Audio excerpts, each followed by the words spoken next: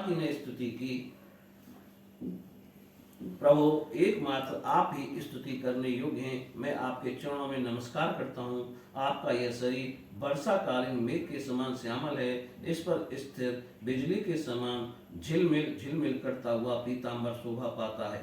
आपके गले में घुंघची की माला, कानों में मकराकृति कुंडल तथा सिर पर मोर पंखों का मुकुट है। इन सब की कांति से आपके मुख पर अनोखी छटा छिटक रही है। वक्ष स्थल पर लटकती हुई बनमाला और नन्ही सी हथेली पर दही भात का कौर, बगल में बेंत और सिंगी तथा कमर की फेंट में आपकी पहचान बताने वाली बांसुरी शोभा पा रही है। आपके कमल से सुकोमल परम सुकुमार चरण, ये गोपाल बालक का सुमधुर भेष, मैं और कुछ नहीं जानता, बस मैं तो इन्हीं चरणों पर निछावर हूँ।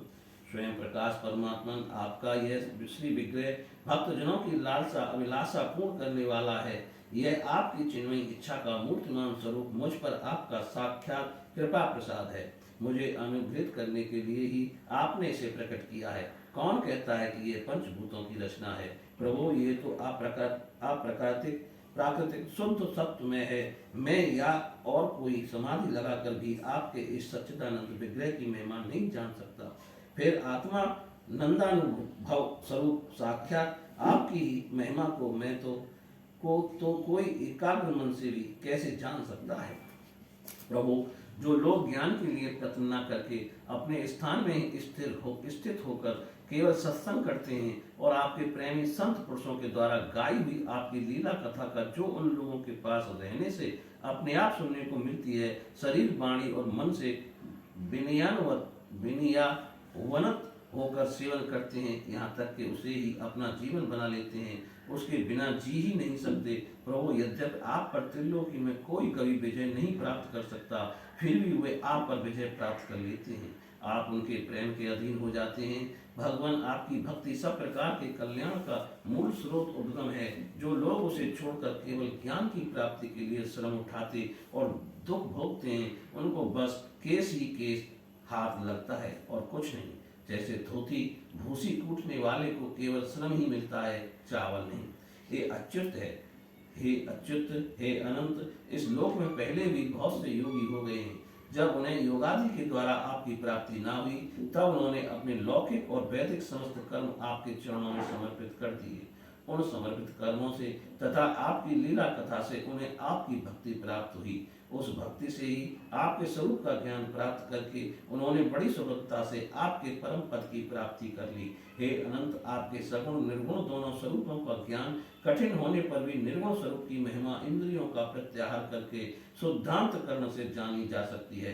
जानने की प्रक्रिया यह है कि विशेष आकार के प्रत्यापूर्ण आकार आत्माकार अंतःकरण का साक्षात्कार किया जाए। यह आत्माकारता घट घटाती रूप के समान ज्ञेय नहीं है, प्रत्युत आवरण का भंग मात्र है। यह साक्षात्कार यह ब्रह्म है। मैं ब्रह्म को जानता हूँ, इस प्रकार नहीं, किंतु स्वयं प्रकाश रूप से ही होता है। परंतु भगवान, जिन समर्थ पुरुषों ने अनेक जन्मों तक परिश्रम करके पृथ्वी का एक परमाणु, आकाश के हिमकण, ओस की बूंदें तथा उसमें चमकने वाले नक्षत्र एवं तारों तक को गिन डाला है, उनमें भी भला ऐसा कौन हो सकता है जो आपके सगुण स्वरूप के अनंत गुणों को गिन सके? प्रभु, आप केवल संसार के कल्याण के लिए ही अवतीर्ण हुए हैं। सो भगवान, आपकी महिमा ज्ञान तो बड़ा ही कठिन है। इसलिए जो पुरुष क्षण क्षण पर बड़ी उत्सुकता से आपकी कृपा का ही भली भांति अनुभव करता रहता है और प्रारब्ध के अनुसार जो कुछ सुख या दुख प्राप्त होता है उसे निर्विकार मन से भोग लेता है, एवं जो प्रेम पूर्ण हृदय गदगद वाणी और पुलकित शरीर से अपने को आपके चरणों में समर्पित करता रहता है, इस प्रकार जीवन व्यतीत करने वाला पुरुष ठीक वैसे ही आपके परम पद का अधिकारी हो जाता है जैसे अपने पिता की संपत्ति का पुत्र। प्रभु, मेरी कुटिलता तो देखिए। आप अनंत आदि पुरुष परमात्मा हैं और मेरे जैसे बड़े बड़े मायावी भी आपकी माया के चक्र में हैं। फिर भी मैंने आप पर अपनी माया फैलाकर अपना ऐश्वर्य देखना चाहा। प्रभु, मैं आपके सामने हूँ ही क्या?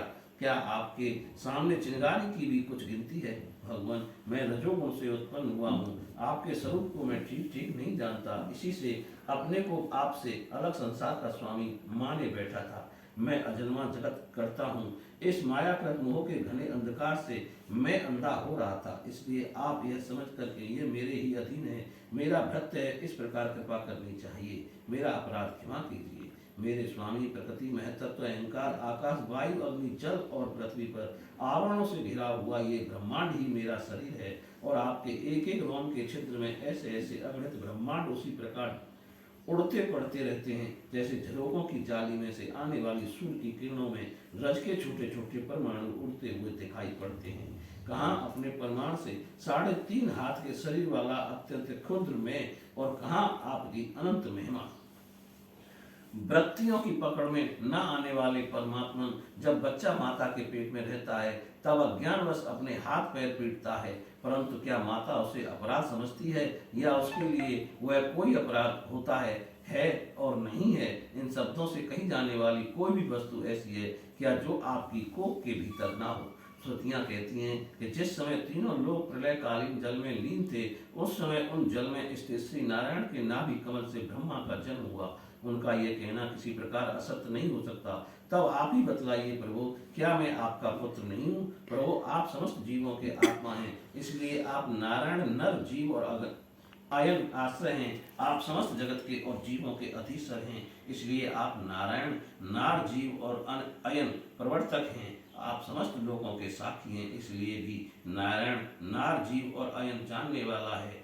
नर से उत्पन्न होने वाले जल में निवास करने के कारण जिन्हें नारायण, नार, जल और अयन निवास स्थान कहा जाता है, वे भी आपके एक अंश ही हैं। वह अंश रूप से दिखना भी सत्य नहीं है, आपकी माया है। भगवान, यदि आपका यह विराट स्वरूप सचमुच उस समय जल में ही था, तो मैंने उसी समय उसे क्यों नहीं देखा, जबकि मैं कमल नाल के मार्ग से उसे 100 वर्ष तक जल में ढूंढता रहा। फिर मैंने जब तपस्या की, तब उसी समय मेरे हृदय में उसका दर्शन कैसे हो गया, और फिर कुछ ही क्षणों में वह पुनः क्यों नहीं दिखा, अंतर्ध्यान हो गया। माया का नाश करने वाले प्रभु, दूर की बात कौन करे, अभी इसी अवतार में आपने इस बाहर दिखने वाले जगत को अपने पेट में ही दिखला दिया, जिसे देखकर माता यशोदा चकित हो गई थी। इससे यही तो सिद्ध होता है कि यह संपूर्ण विश्व केवल आपकी ही माया है।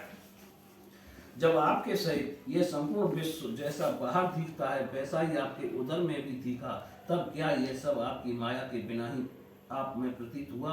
अवश्य ही आपकी लीला है। उस दिन की बात जाने दीजिए, आज की ही लीजिए। क्या आपने मेरे सामने अपने अतिरिक्त संपूर्ण विश्व को अपनी माया का खेल नहीं दिखलाया? पहले आप अकेले थे, फिर संपूर्ण ग्वाल पछड़े और छड़ी छींके भी आप ही हो गए। उसके बाद मैंने देखा कि आपके वे सब रूप चतुर्भुज हैं, और मेरे सहित सब के सब तत्व उनकी सेवा कर रहे हैं। आपने अलग अलग उतने ही ब्रह्मांडों का रूप भी धारण कर लिया था, परंतु अब आप केवल अपरिमित अद्वितीय ब्रह्म रूप से ही शेष रह गए हैं। जो लोग अज्ञानवश आपके स्वरूप को नहीं जानते, उन्हीं को आप प्रकृति में स्थित जीव के रूप से प्रतीत होते हैं, और उन पर अपनी माया का पर्दा डालकर सृष्टि के समय मेरे ब्रह्म रूप से, पालन के समय अपने विष्णु रूप से, और संहार के समय रुद्र के रूप में प्रतीत होते हैं। प्रभु, आप सारे जगत के स्वामी और विधाता हैं। अजन्मा होने पर भी आप देवता, ऋषि, मनुष्य, पशु, पक्षी और जलचर आदि योनियों में अवतार ग्रहण करते हैं, इसलिए कि इन रूपों के द्वारा दुष्ट पुरुषों का घमंड तोड़ दें और सत्पुरुषों पर अनुग्रह करें। भगवान, आप अनंत परमात्मा और योगेश्वर हैं। जिस समय आप अपनी योग माया का विस्तार करके लीला करने लगते हैं, उस समय त्रिलोकी में ऐसा कौन है जो ये जान सके कि आपकी लीला कहाँ, किस लिए, कब और कितनी होती है। इसलिए यह संपूर्ण जगत स्वप्न के समान असत्य ज्ञान रूप पर दुख देने वाला है। आप परमानंद, परम ज्ञान स्वरूप एवं अनंत हैं। ये माया से उत्पन्न एवं विलीन होने पर भी आप में आपकी सत्ता के सत्य के समान प्रतीत होता है।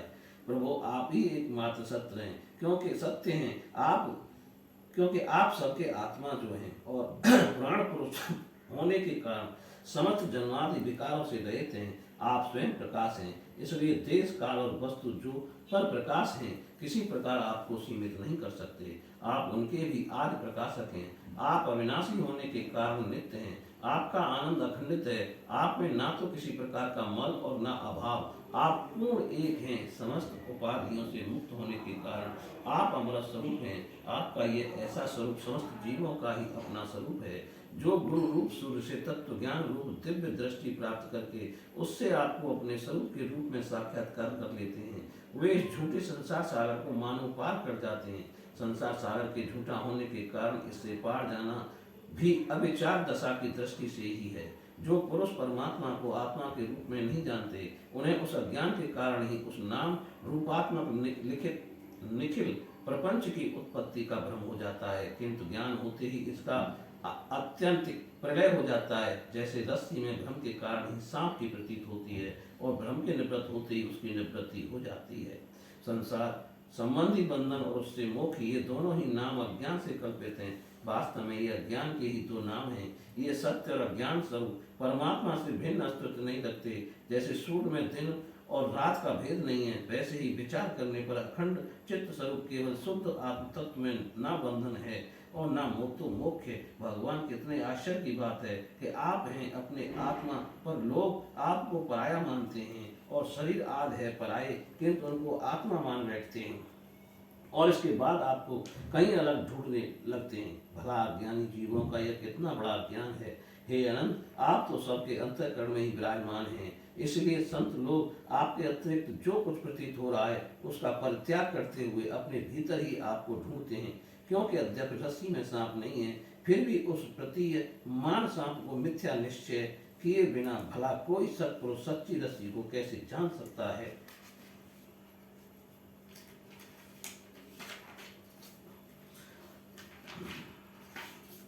अपने भक्त जनों के हृदय में स्वयं स्फुरित होने वाले भगवान आपके ज्ञान का स्वरूप और महिमा ऐसी है, उससे अज्ञान कल्पित जगत का नाश हो जाता है। फिर भी जो पुरुष आपके युगल चरण कमलों का तनिक सा भी कृपा प्रसाद प्राप्त कर लेता है, उससे अनुग्रहित हो जाता है, वही आपकी सच्चिदानंदमयी महिमा तत्व ज्ञान जान सकता है। दूसरा कोई भी ज्ञान वैराग्य साधन रूप अपने प्रयत्न से बहुत काल तक जितना भी अनुसंधान करता रहे, वह आपकी महिमा का यथार्थ ज्ञान नहीं प्राप्त कर सकता। इसलिए भगवान, मुझे इस जन्म में, दूसरे जन्म में अथवा किसी पशु पक्षी आदि के जन्म में भी ऐसा सौभाग्य प्राप्त हो कि मैं आपके दासों में से कोई एक दास हो जाऊं और फिर आपके चरण कमलों की सेवा करूं। मेरे स्वामी, जगत के बड़े बड़े यज्ञ सृष्टि के प्रारंभ से लेकर अब तक आपको पूर्णतः तृप्त न कर सके, परंतु आपने ब्रज की गायों और ग्वालों के बछड़ों एवं बालक बनकर उनके स्तनों का अमृत सा दूध बड़े उमंग से पिया है। वास्तव में उन्हीं का जीवन सफल है, वे ही अत्यंत धन्य हैं। अहो नंद, आदि ब्रजवासी गोपों के धन्य भाग्य हैं। वास्तव में उनका अवभाग्य है, क्योंकि परमानंद स्वरूप सनातन पर पूर्ण ब्रह्म आप उनके अपने सगे संबंधी और सुहृदय हैं।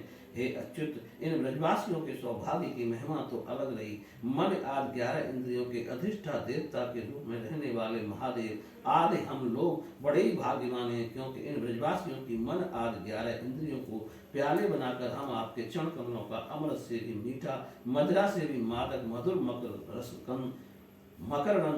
मकरंद पान करते रहते हैं। जब उसका एक एक इंद्रिय से पान करके हम धन्य धन्य हो रहे हैं, तब समस्त इंद्रियों से उसका सेवन करने वाले ब्रजवासियों की तो बात ही क्या है। प्रभु, इस ब्रजभूमि के किसी वन में और विशेष करके गोकुल में किसी भी योनि में जन्म हो जाए, यही हमारे लिए बड़े सौभाग्य की बात होगी, क्योंकि यहाँ जन्म हो जाने पर आपके किसी न किसी प्रेमी के चरणों की धूल अपने ऊपर पड़ ही जाएगी। प्रभु, आपके प्रेमी ब्रजवासियों का संपूर्ण जीवन आपका ही जीवन है, आप ही उनके जीवन के एकमात्र सर्वस्व हैं, इसलिए उनके चरणों की धूल मिलना आपके ही चरणों की धूल मिलना है। और आपके चरणों की धूल को श्रुतियां भी अनादिकाल से अब तक ढूंढ ही रही हैं। देवताओं के भी आराध्य देव प्रभु, इन ब्रजवासियों को इनकी सेवा के बदले में आप क्या फल देंगे। संपूर्ण फलों के फल स्वरूप आपसे बढ़कर और कोई फल तो है ही नहीं, यह सोचकर मेरा चित्त मोहित हो रहा है। आप उन्हें अपना स्वरूप भी देकर पूर्ण नहीं हो सकते, क्योंकि आपके स्वरूप को तो उस पूतना ने भी अपने संबंधियों अघासुर बकासुर आदि के साथ प्राप्त कर लिया, जिसका केवल भेष ही साध्वी स्त्री का था, पर जो हृदय से महान क्रूर थी। फिर उन्होंने अपने घर, धन, स्वजन, प्रिय, शरीर, पुत्र, प्राण और मन सब कुछ आपके ही चरणों में समर्पित कर दिया है। जिनका सब कुछ आपके लिए है, उन ब्रजवासियों को भी वही फल देकर आप कैसे पूर्ण हो सकते हैं।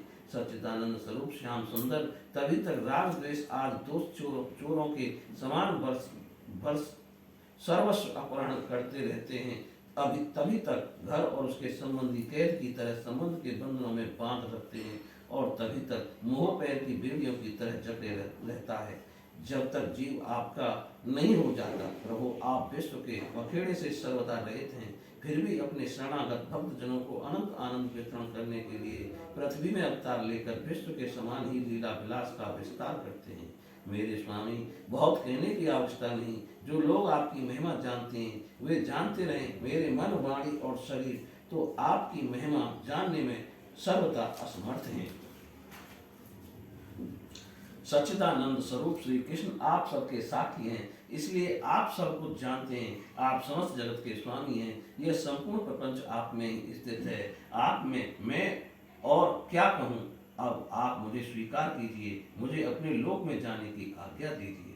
खंडियों के धर्म रूप रात्रि का घोर अंधकार नष्ट करने के लिए सूर्य और चंद्रमा दोनों ही समान हैं, पृथ्वी दोनों के ही समान हैं। पृथ्वी पर रहने वाले राक्षसों के नष्ट करने वाले आप चंद्रमा, सूर्य आज समस्त देवताओं के भी परम पूजनीय हैं। भगवान, मैं अपने जीवन भर महाकल्प पर्यंत आपको नमस्कार ही करता रहूं। श्री सुखदेव जी कहते हैं, परीक्षित, संसार के रचयिता ब्रह्मा जी ने इस प्रकार भगवान श्री कृष्ण की स्तुति की। इसके बाद उन्होंने 3 बार परिक्रमा करके उनके चरणों में प्रणाम किया और फिर अपने गंतव्य स्थान सत्यलोक में चले गए। ब्रह्मा जी ने बछड़ों और बाल वालों को पहले ही यथा स्थान पहुंचा दिया था। भगवान श्री कृष्ण ने ब्रह्मा जी को विदा कर दिया और बछड़ों को लेकर यमुना जी के पुलिन पर आए, जहाँ वे अपने सखा ग्वाल वालों को पहले छोड़ गए थे। परीक्षित, अपने जीवन सर्वस्व प्राण वल्लभ श्री कृष्ण के वियोग में यद्यपि 1 वर्ष बीत गया था, तथापि उन ग्वाल वालों को वह समय आधे क्षण के समान जान पड़ा। क्यों ना हो, वे भगवान की विश्व विमोहिनी योग माया से मोहित हो जो गए थे। जगत के सभी जीव उसी माया से मोहित होकर शास्त्र और आचार्यों के बार बार समझाने पर भी अपने आत्मा को निरंतर भूले हुए हैं। वास्तव में उस माया की ऐसी सही शक्ति है, भला उससे मोहित होकर जीव यहाँ क्या क्या नहीं भूल जाते हैं। परीक्षित, भगवान श्री कृष्ण को देखते ही ग्वाल वालों ने बड़ी उतावली से कहा, भाई तुम भले आए, स्वागत है स्वागत है। अभी तो हमने तुम्हारे बिना एक और भी नहीं खाया। आओ, इधर आओ, आनंद से भोजन करो। तब हंसते हुए भगवान ने ग्वाल वालों के साथ भोजन किया और उन्हें अघासुर के शरीर का ढांचा दिखाते हुए वन से ब्रज में लौट आए। श्री कृष्ण के सिर पर मोर पंख का मनोहर मुकुट और घुंघराले बालों में सुंदर सुंदर महकते हुए पुष्प गूंथ रहे थे। नई नई रंगीन धातुओं से श्याम शरीर पर चित्रकारी की हुई थी। वे चलते समय रास्ते में उच्च स्वर से कभी बांसुरी, कभी पत्ते और कभी सिंगी बजाकर वाद्योत्सव में मग्न हो रहे थे। पीछे पीछे ग्वाल वाल उनकी लोक पावन कीर्ति का गान करते जा रहे थे। कभी वे नाम ले लेकर अपने बच्चों को पुकारते, तो कभी उनके साथ लाड़ लड़ाने लगते। मार्ग के दोनों ओर गोपियां खड़ी हैं। जब वे कभी तिरछे नेत्रों से उनकी ओर नजर मिला देते थे, तब गोपियां आनंद मुग्ध हो जाती। इस प्रकार भगवान श्री कृष्ण ने गोष्ठ में प्रवेश किया। परीक्षित, उसी दिन बालकों ने ब्रज में जाकर कहा कि आज यशोदा मैया के लाडले नंदन ने वन में एक बड़ा भारी अजगर मार डाला है और उससे हम लोगों की रक्षा की है। राजा परीक्षित ने कहा, ब्राह्मण, ब्रजवासियों के लिए श्री कृष्ण अपने पुत्र नहीं थे, दूसरे के पुत्र थे। फिर उनका श्री कृष्ण के प्रति इतना प्रेम कैसे हुआ? ऐसा प्रेम तो उनका अपने बालकों पर भी पहले कभी नहीं हुआ था। आप कृपा करके बतलाइए, इसका क्या कारण है? श्री सुखदेव जी कहते हैं, राजन, संसार के सभी प्राणी अपने आत्मा से ही सबसे बढ़कर प्रेम करते हैं। पुत्र से, धन से या किसी से जो प्रेम होता है वह तो इसलिए कि वस्तुएं अपने आत्मा को प्रिय लगती है। राजेंद्र, यही कारण है कि सभी प्राणियों का अपने आत्मा के प्रति जैसा प्रेम होता है, वैसा अपने कहलाने वाले पुत्र, धन और गृह आदि में नहीं होता। नरश्रेष्ठ, जो लोग देह को ही आत्मा मानते हैं वे भी अपने शरीर से जितना प्रेम करते हैं उतना प्रेम शरीर के संबंधी पुत्र, मित्र आदि से नहीं करते। जब विचार के द्वारा यह मालूम हो जाता है कि यह शरीर मैं नहीं हूँ, यह शरीर मेरा है, तब इस शरीर से भी आत्मा के समान प्रेम नहीं रहता। यही कारण है कि इस देह के जीर्ण शीर्ण हो जाने पर भी जीने की आशा प्रबल रूप से बनी रहती है। इससे यह बात सिद्ध होती है कि सभी प्राणी अपने आत्मा से ही सबसे बढ़कर प्रेम करते हैं और उसी के लिए इस सारे चराचर जगत से भी प्रेम करते हैं। इन श्री कृष्ण को ही तुम सब आत्माओं का आत्मा समझो। संसार के कल्याण के लिए ही योग माया का आश्रय लेकर वे यहाँ देहधारी के समान जान पड़ते हैं। जो लोग भगवान श्री कृष्ण के वास्तविक स्वरूप को जानते हैं उनके लिए तो इस जगत में जो कुछ भी चराचर पदार्थ है अथवा इससे परे पर परमात्मा ब्रह्म नारायण आदि भी भगवत स्वरूप हैं, सभी श्री कृष्ण स्वरूप ही हैं। श्री कृष्ण के अतिरिक्त और कोई प्राकृतिक अप्राकृतिक वस्तु है ही नहीं। सभी वस्तुओं का अंतिम रूप अपने कारण में स्थित होता है। उस कारण के भी परम कारण है भगवान श्री कृष्ण। अब भला बताओ किस वस्तु को श्री कृष्ण से भिन्न बतलाएं। जिन्होंने पुण्य कीर्ति मुकुंद मुरारी के पद वल्लभ की नौका का आश्रय लिया है, जो कि सत्पुरुषों का सर्वस्व है, उनके लिए ये भवसागर बछड़े के खुर के गड्ढे के समान है। उन्हें परम पद की प्राप्ति हो जाती है और उनके लिए विपत्तियों का निवास स्थान यह संसार नहीं रहता। परीक्षित, तुमने मुझसे पूछा था कि भगवान के 5वें वर्ष की लीला ग्वाल वालों ने 6ठे वर्ष में कैसे कही। उसका सारा रहस्य मैंने तुम्हें बतला दिया। भगवान श्री कृष्ण की ग्वाल वालों के साथ वन क्रीड़ा, अघासुर को मारना, हरी हरी घास से युक्त भूमि पर बैठकर भोजन करना, अप्राकृतिक रूपधारी बछड़ों और ग्वाल वालों का प्रकट होना और ब्रह्मा जी के द्वारा की हुई इस महान स्तुति को जो मनुष्य सुनता और कहता है उसको धर्म, अर्थ, काम और मोक्ष की प्राप्ति हो जाती है। परीक्षित, इस समय श्री कृष्ण और बलराम ने कुमार अवस्था के अनुरूप आंख में चोली, हिसेतु बंधन, बंदरों की भांति उछलना कूदना आदि अनेकों लीलाएं करके अपनी कुमार अवस्था ब्रज में ही त्याग दी। बोलिए श्री कृष्ण भगवान की जय।